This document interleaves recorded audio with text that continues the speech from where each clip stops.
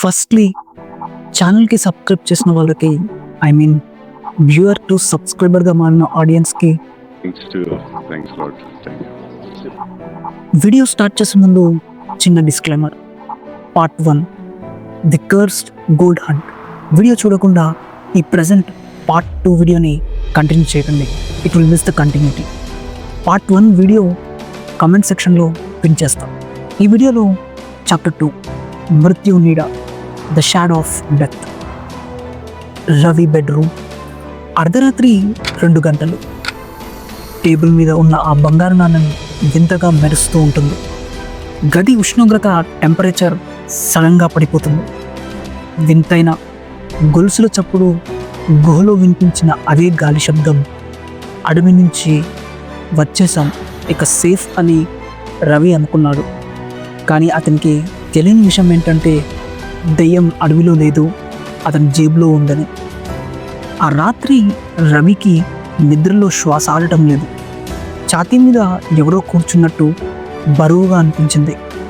కళ్ళు తెరిచి చూస్తే సీలింగ్ పైన ఒక నల్లటి ఆకారం, షాడో ఫిగర్ అతన్ని చూస్తుంది.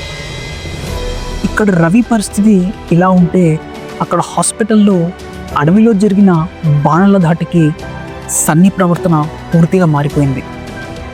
స్పృహలో లేకపోయినా ప్రాచీన భాషలో, ఏన్షియంట్ లాంగ్వేజ్లో ఏదో మూతూ ఉంటున్నాడు.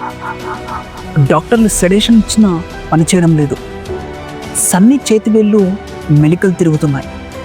అతను గోడ మీద గీస్తున్న బొమ్మలు ఆ గుహలో ఉన్న ఎంట్రన్స్ ద్వారంలాగే ఉన్నాయి. అడవిలో నుంచి రవి తెచ్చిన ఆ నాణెం సామాన్యమైనది కాదు.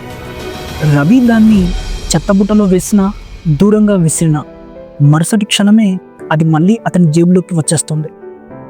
విక్రమ్ ఇంటికి వచ్చి ఆ నాణాన్ని చూసి షాక్ అయ్యాడు. నువ్వు చేసింది ఎంత పెద్ద తప్పో తెలుసా? ఆ నిధికి కాపలా ఉండే శక్తిని నువ్వు మన ఇంటికి ఆహ్వానించావు అని విక్రమ్ రవిపై అరిచాడు. రవి, విక్రమ్ మళ్ళీ ఆ పాత డైరీని వెతుకుతారు, ఏదో ఒక పరిష్కారం దొరుకుతుందని. ఈసారి ఆ డైరీలో ఇన్నాళ్ళు కనిపించని ఒక పేజీ ఇప్పుడు కనిపించింది.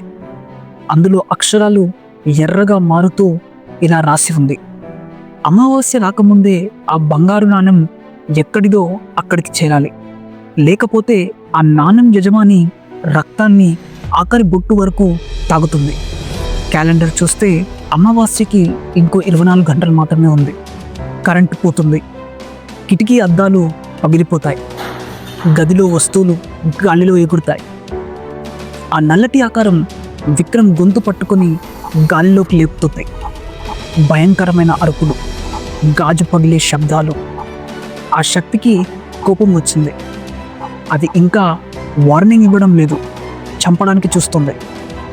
రవి చేతిలో ఉన్న నాణెం నిప్పులా కాలిపోతుంది. అప్పుడే హాస్పిటల్ నుంచి సన్నీ తప్పించుకుపోయాడని ఫోన్ వచ్చింది. సన్నీ ఎక్కడికి వెళ్తున్నాడు? ఆ అడవికేనా? ఇది క్వశ్చన్ మార్క్. రవి, విక్రమ్ కారులో వేగంగా వెళ్తుంటారు. వర్షం పడుతుంది. కారు అద్దం మీద గో బ్యాక్ అని రాసి కనిపిస్తుంది. ప్రాణాలు దక్కాలంటే ఒకటే మార్గం, ఆ నాణాన్ని తిరిగి ఆ గోదో పడేయాలి. కానీ అక్కడికి వెళ్తే ప్రాణాలతో తిరిగి వస్తామన్న గ్యారంటీ లేదు. ఒకవైపు అదృశ్య శక్తి, మరోవైపు పిచ్చివాడిగా మారిన సన్నీ. మధ్యలో ఇద్దరు స్నేహితులు. సరిగ్గా 12 గంటల్లో అమావాస్య మొదలవుతుంది. ఈసారి వేట బంగారం కోసం కాదు, బ్రతుకు కోసం. తర్వాత ఏం జరిగిందో తెలియాలంటే పార్ట్ 3 కోసం వెయిట్ చేయాలి. ఒకవేళ ఛానల్కి ఫస్ట్ టైం విజిట్ చేసినట్లయితే సబ్స్క్రైబ్ చేయడం మాత్రం మర్చిపోకండి. And I will see you in part 3.